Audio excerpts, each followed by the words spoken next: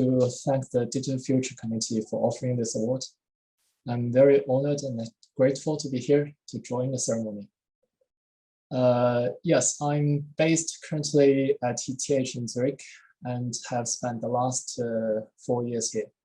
So as a non-Swiss, it's a very special experience here, since the school on the one side is enjoy this sensational Swiss scenery. It's very beautiful.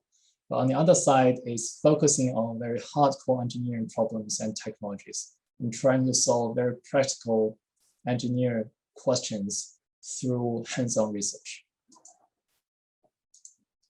And this is also why I'm here, that I'd like to share with you some of my thoughts and research in a little in-depth way the next 10 minutes on the application of computational systems in applying computational system in the design and fabrication field. So we've all seen images like this over the media. Automated robots dominating the manufacturing industries. However, it is not until recently that the left-behind construction industries advances from labor-intense construction to digital fabrication technologies, using materials ranging from timber, concrete, carbon fiber, and metal sheets. These projects pose special challenges for using robots in the architectural construction field. The need for an adaptive fabrication process to suit for the individual unique components, the processing of complex and general geometries, and the incorporation of fabrication-related constraints.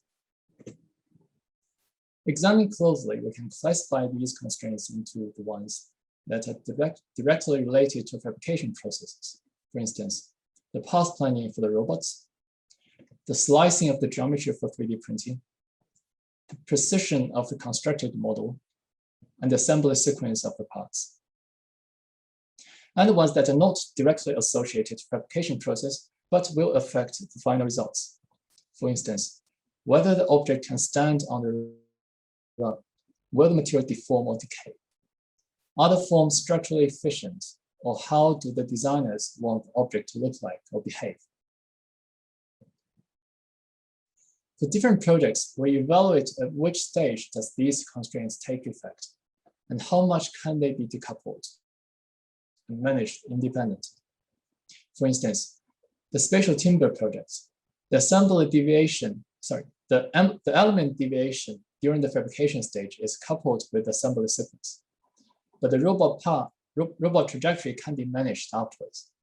As these constraints take effect after design is finalized, we place the project here in our system.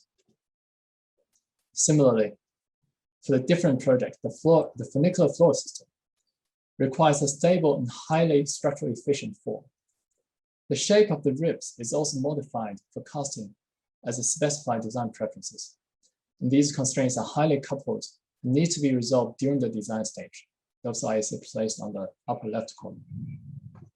So after evaluating many projects, we discovered that many non-robotic fabrication projects has already used optimization approaches to manage coupling constraints, while the existing robotic fabrication projects manage fabrication constraints that are mostly decoupled. Which means that after almost 15 years stepping into the digital age of architectural fabrication, the area of managing coupling constraints in robotic fabrication is still not often addressed, especially when the target objects are individually unique or geometrically complex. And this, I believe, is the next step of architectural robotic fabrication.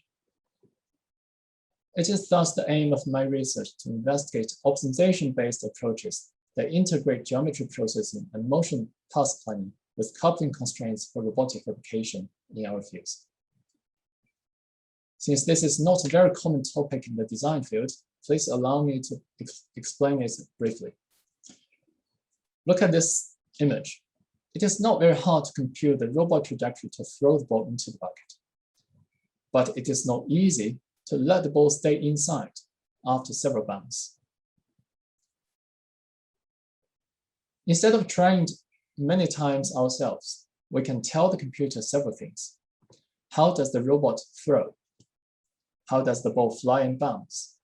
And how does the bucket limit the ball's movement? After that, we can then ask the computer to run it thousands of times until we get the desired result. This brings out the 4 key steps of using optimization-based approaches for design and fabrication tasks. Modeling of the material and fabrication process, the abstracting the constraint and design parameters, formulating the optimization problem, and finding the target robot motion by resolving the problems.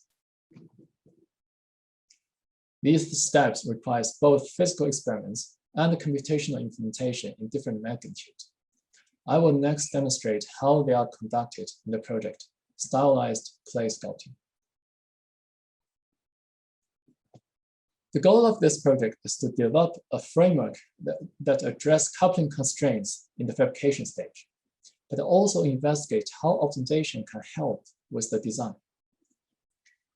We pick the clay material as it enjoys a wider application across different scales from crafts to architecture.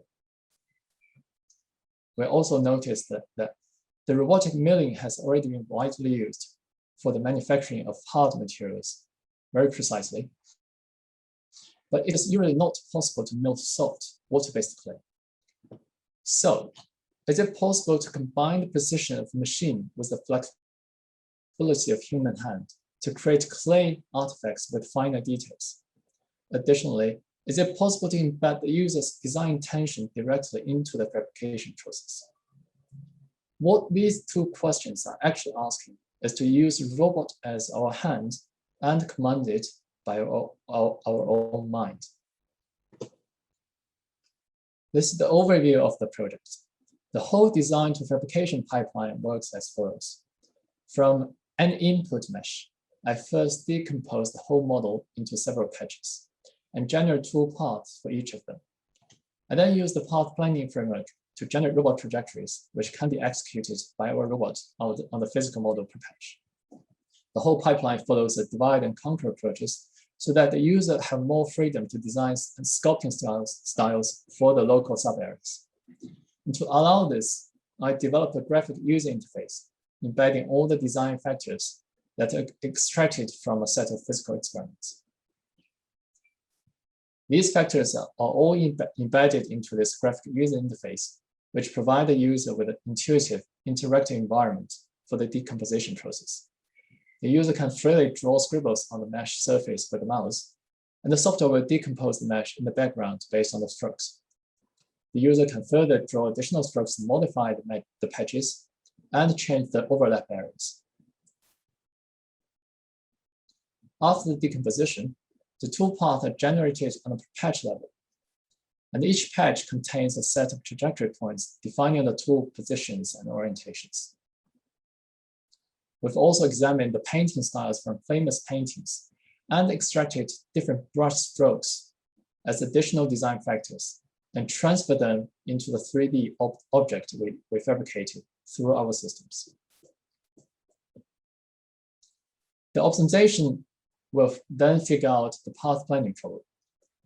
We describe each robot pose by a set of joint angles and optimize for the best cut between the original shape and the target shape. We formulate an unconstrained optimization problem to optimize for the robot trajectories.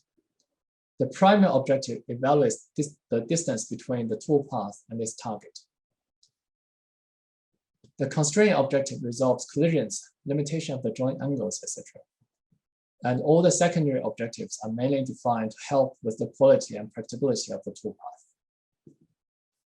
Here's a video of showing how the optimization takes initial shape, generate patches and tool path as input, and sequentially run over each patch to find the robot trajectories.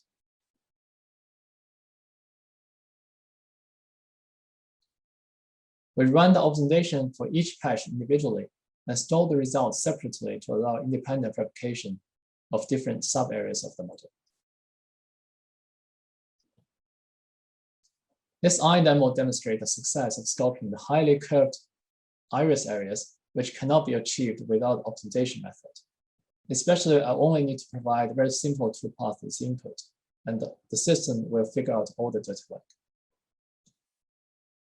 The second example in the phase, that we use this example to demonstrate the power of the design tool to create different sculpting styles.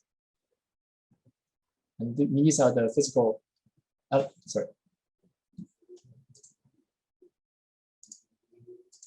These are the physical elements we fabricated afterwards. And these are some additional results that featuring the painting styles we extracted from the famous paintings. So while this object hasn't touched the application in the architectural domain, I believe the computational system could be easily adapted to other applications. For instance, the sculpting surface of large-scale architectural components using the system's detailing ability, or replacing some of the molding materials since clay is very cheap and sustainable.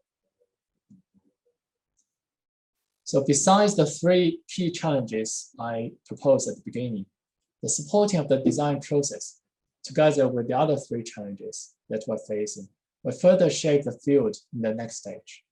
And it is the role of our generation to define it, solve it, and realize it. Last, I'd like to end my presentation with a quote that Steve Jobs once said in the 2011 Apple product announcement. The technology alone is not enough. It is technology married with the liberal arts, married with humanities, that yields us the result that makes our heart sing. That's it for the presentation. I hope you like it.